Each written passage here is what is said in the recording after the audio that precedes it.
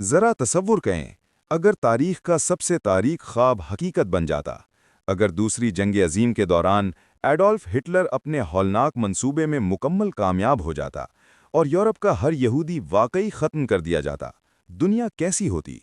خاموشی، ایک عجیب سی خاموشی، کیونکہ صرف لوگ ہی غائب نہ ہوتے، پوری تہذیبیں غائب ہو جاتیں۔ کیا آپ جانتے ہیں کہ اس وقت یورپ میں تقریباً 1 کروڑ سے زیادہ یہودی رہتے تھے؟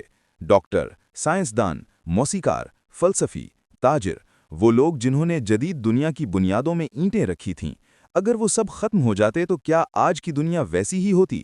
ذرا رک کر سوچیں، کیا ہم آج بھی وہی سائنس دیکھ رہے ہوتے، وہی ٹیکنالوجی، وہی موسیقی؟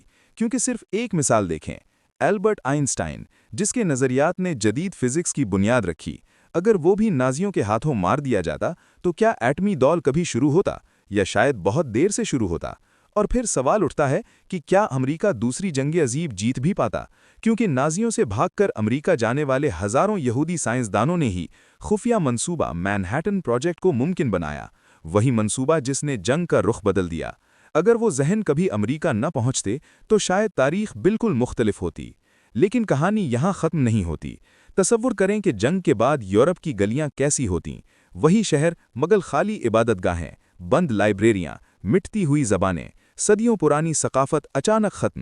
کیا پیرس، ویانا اور برلن کی موسیقی ویسی ہی رہتی؟ کیا ہالی ووڈ وہی فلمی سلطنت بن پاتا؟ کیونکہ ہالی ووڈ کے ابتدائی دور کے کئی بڑے پروڈیوسرز اور ہدایت کار بھی یہودی تھے۔ اب ایک اور چونکا دینے والا سوال، اگر سارے یہودی ختم ہو جاتے تو کیا 1948 میں اسرائیل کبھی وجود میں آتا؟ شاید نہیں۔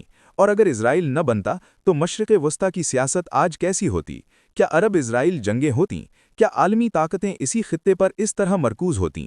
یا شاید دنیا کا سب سے حساس خطہ کوئی اور ہوتا؟ مگر سب سے خوفناک بات یہ ہے کہ اگر ہٹلر واقعی اپنے منصوبے میں مکمل کامیاب ہو جاتا تو دنیا کو شاید اتنی جلدی یہ احساس بھی نہ ہوتا کہ نفرت انسانیت کو کس حد تک تباہ کر سکتی ہے، کیونکہ ہولوکاسٹ کی ہولناکی نے ہی بعد میں انسانی حقوق کے قوانین کو جنم دیا۔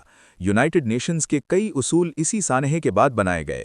سوال یہ ہے، اگر یہ سبق نہ ملتا تو کیا دنیا میں نسل کشی کو روکنے کے قوانین کبھی اتنے مضبوط بنتے، یا انسانیت بار بار اسی اندھیرے میں گرتی رہتی؟ اور پھر ایک اور حقیقت، لاکھوں جانیں ختم ہو جاتیں مگر کہانیاں بھی ختم ہو جاتیں، خاندانوں کی یادیں، شاعری، کتابیں، موسیقی، وہ سب جو انسانی تاریخ کو رنگ دیتا ہے۔ کیا آپ نے کبھی سوچا ہے کہ جب ایک قوم ختم ہوتی ہے تو صرف لوگ نہیں مرتے، مستقبل کے ہزاروں ممکنہ ذہن بھی ختم ہو جاتے ہیں؟ وہ بچے جو سائنسدان بن سکتے تھے، وہ فنکار جو دنیا بدل سکتے تھے، وہ خیالات جو ابھی پیدا ہی نہیں ہوئے تھے۔ اور شاید اسی لیے تاریخ ہمیں ایک خطرناک سبق دیتی ہے کہ نفرت کی جیت کبھی بھی صرف ایک قوم کی ہار نہیں ہوتی، وہ پوری انسانیت کی ہار بن جاتی ہے۔ تو اگلی بار جب آپ تاریخ کا کوئی تاریک باب سنیں تو خود سے ایک سوال ضرور پوچھیں، اگر ہم ماضی سے نہیں سیکھتے تو کیا مستقبل بھی اسی اندھیرے میں جا سکتا ہے؟ اور اگر آپ کو ایسے ہی چونکا دینے والے تاریخی لمحات دیکھنا پسند ہیں تو بس امیجن اردو کو فالو کرتے رہیں، کیونکہ اگلی کہانی شاید تاریخ کا ایک اور راز کھولنے والی ہے۔